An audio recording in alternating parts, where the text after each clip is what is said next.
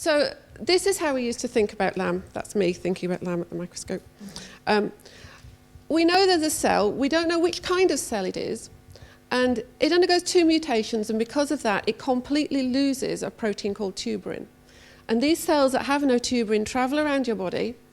They settle in the lungs, and by some mechanism, again, that we don't really understand, they destroy the lungs, and they result in big cysts and breathing problems. So we ask ourselves some questions when we think about LAM. We want to know where these cells are coming from, what type of cells are they, and we want to know how they're destroying the lung tissue. These are the things we really need to know. And we're changing the way we think about LAM a little bit at the moment, because we're beginning to find out some new things about LAM that we weren't really aware of even a couple of years ago. And the first new thing is, there's more than one kind of cell in a LAM lesion. These cells that are in the lungs destroying it. We always thought the important cells were the ones with the mutation. But actually, it's turning out that some of the cells that are there don't have the mutation at all. And in fact, we think they're a different cell type, which is called a fibroblast. And we think this for 2 reasons. One is, if we look at LAM lesions, and if I use my pointy pen, this is a LAM nodule in a lung, this little group of brown cells. We've looked for proteins that are made by cells which are fibroblasts, and we've stained those brown, and we find those proteins are there in LAM nodules as well. So in this case, there aren't so many that stain with this protein, but those proteins are there. So this is telling us that there are cells there that are very much like fibroblasts. Also, when we get your lung tissue, sometimes if someone has a biopsy, particularly here at City Hospital, we rush along with a little pot and we get a little bit of the tissue, of the excess tissue, and we leg it back to the lab. And then we go into our tissue culture lab and we disaggregate the lung tissue. We use a mixture of enzymes which breaks it down, and we can grow the cells in a special tissue culture medium in a flask. And this is why, if you consent to giving tissue, excess tissue from biopsy, it's incredibly important to us, and we're very, very grateful for that. And when we look at these cells, when we grow them in the lab, they look like fibroblasts, because we buy fibroblast in, normal fibroblasts, and our LAM cells look just like that. So now we think, you can't see it? Okay, right, I am going to turn the lights down just for a second, because it is going to be ever so dark. It is going to be dark. No, it really is. There.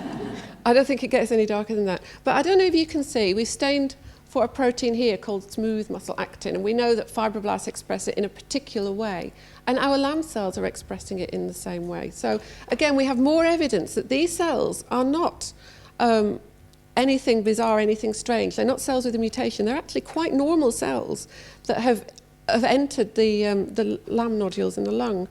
So this is now how we're starting to think about LAM, and it's a little bit different than the way we used to. We think that LAM cells are in circulation. They're going around in the bloodstream, and I've coloured them red. They sneak out of little blood vessels in the lung, and they become settled in the lung. But what they do then is, they start to grow, but they pull in other cells. And the fibroblasts are one of the other cell types that they pull in. They recruit them.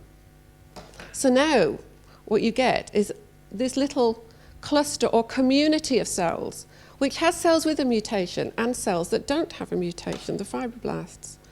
And what can happen then is, you can end up with communities of cells which have lots of LAM cells and not very many fibroblasts, or communities of cells which have lots of fibroblasts but not many LAM cells. So why is this important? Oh, and I should say that these are just examples of some real LAM nodules with different numbers of fibroblasts in them to show that actually this can happen in real life as well. So why is it important? Why is it so significant that we think there are other cells there? We think the fibroblasts might be helping the LAM cells to survive in the lung. They might actually be supporting their growth and supporting their proliferation. So without the fibroblasts, the LAM cells might not be quite so vigorous in the lungs. The fibroblasts themselves may be causing the lung destruction. And now we have a new target for therapy, as well as targeting cells with a TSE2 mutation, which is where rapamycin has its effect. We now have a different process that we can look at in addition, and that is the mechanism by which these LAM cells pull in the fibroblasts. It's another target for therapy. And there's just a little simple experiment here. that we did. Aru's going to show you some more complex experiments that we've done, which is to model this, which is the green cells joining in to where the LAM cells are in the lung. And what we did is we grew some LAM cells and took the medium that they've been growing in, and we grew some fibroblasts over the top. Now, these fibroblasts can actually pass through here, if they want to, and end up on the underside of this membrane, but they will only do that, really, if there's something pulling them through. And what we find is, although a few will go through if you don't put anything special in the well underneath, if you put the medium from LAM cells in there, they go through much more. There's something in there that's pulling the fibroblasts through. So we think there is a mechanism for the LAM cells to pull the fibroblasts towards them. And this is something that we're going to investigate. And the other question is, do the fibroblasts help the LAM cells to survive in the lung? Are they providing a kind of supportive environment for the LAM cells? In which case, obviously, they're part of the problem with LAM. What we do is, we take the cells and we put them in a dish, but we don't give them all the things that they like. We don't give them a nice sticky surface to stick on. We don't give them all the nutrients that they like. We treat them really badly, and consequently they die. But if we mix the two cell types together, the LAM cells and the fibroblasts, can you see this? We've got a big aggregate of cells. Both cell types are in there, and it's survived. We've given it a really challenging environment, and because the two cell types are together, now they can survive. So we think the fibroblasts are having a supportive role with the LAM cells. And this is just another way, a slightly different experiment to show the same thing. It's a slightly gentler challenge. Here, we've just given the cells medium that doesn't have the nutrients they like in it, and around 1/10 of them will just die because they don't like it. But if we give them fibroblast medium, actually half of those will survive. So again, there's something in the medium that's come from the fibroblasts, something the fibroblasts do that helps the LAM cells survive. And we really need to stop them doing it. Oh, and I should say that this work and some of the work that Aru is going to present, we've just submitted for publication. So this is the model that we're working on at the moment, and it's quite different from the way people have looked at LAM. In fact, it's quite different from the way most labs are still looking at LAM. It's quite a novel and exciting new field, we think. And I'm going to hand over to Aru now, who's a year into her PhD. And what Aru's doing is she's using this model to actually build a LAM nodule in a dish. That's our aim. So there you go, Aru. Hello and good afternoon, everyone. So my PhD project is to design an in vitro model of LAM, so in a culture dish in the lab. So basically I'll start with why there is a need for this model. The current animal models are unable to recreate the disease because they do not get LAM. We can now use human cells which are physiologically relevant, and in this way we will also be able to test several new treatments very easily on a large scale, designing this model. Because we have such a small number of patients due to the rarity of the disease, it's not very easy for clinical trials. So the basis for the design of this model, the first alternative that I tried was to grow cells in a 24-well plate tissue culture dish. So now, since we believe that both fibroblasts and LAM cells contribute to the degradation of the lung tissue, I put the two cell types colored red and green by a dye, the LAM cell is red and the fibroblast green, into a specialized gel known as the extracellular matrix gel into this 24-well plate. And a few days later, we observed the same type of cellular clumping as Debbie had observed right here. So I have also shown that the two cell types come together to aggregate and clump, and then this, we believe, could be protective and supportive to each other. Since we've colored the two cells red and green, this is how it looks under the microscope, our clumping of cells.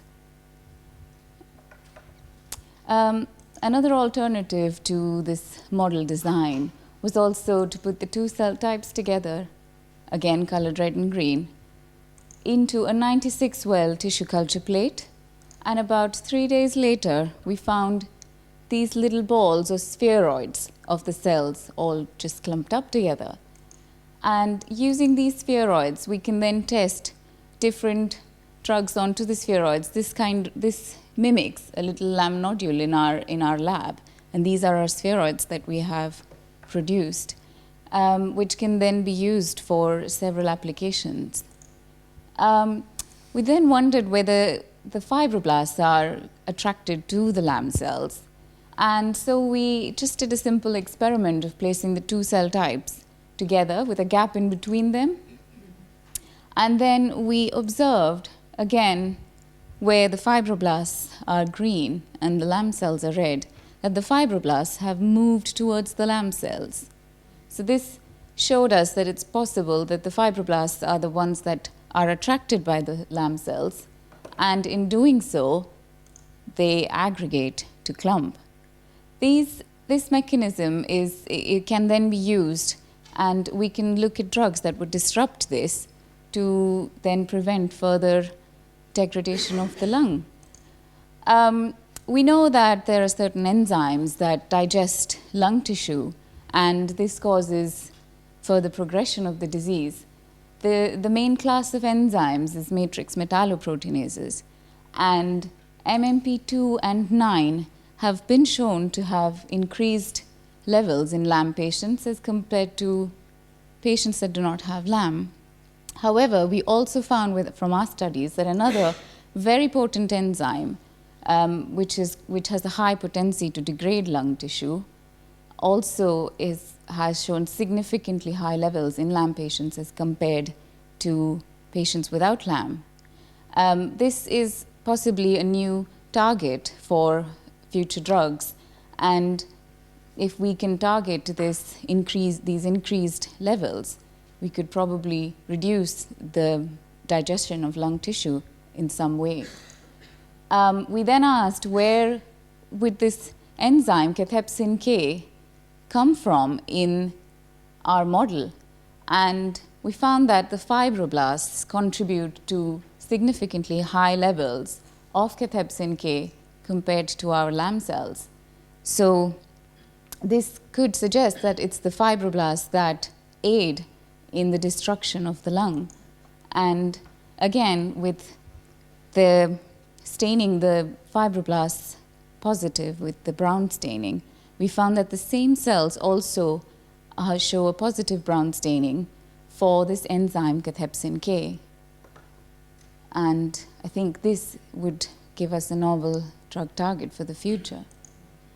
So what can we do with our model now? We could investigate the migration of the cells, as we have shown earlier, where the fibroblasts move towards the LAM cells, and try and look at disrupting this mechanism. We can also see whether the fibroblasts help the LAM cells to grow and proliferate, and also and that they support them and protect them in their growth. And then we can try different drug treatments to disrupt this phenomena. And we can also look at whether the combination of the two cell types is more destructive to lung tissue than one cell type alone. And lastly, I would like to thank LAM Action for their continued support and for funding my PhD. And also a big thank you to all the LAM patients that have donated their tissue, because it's a very useful resource for us. Thank you.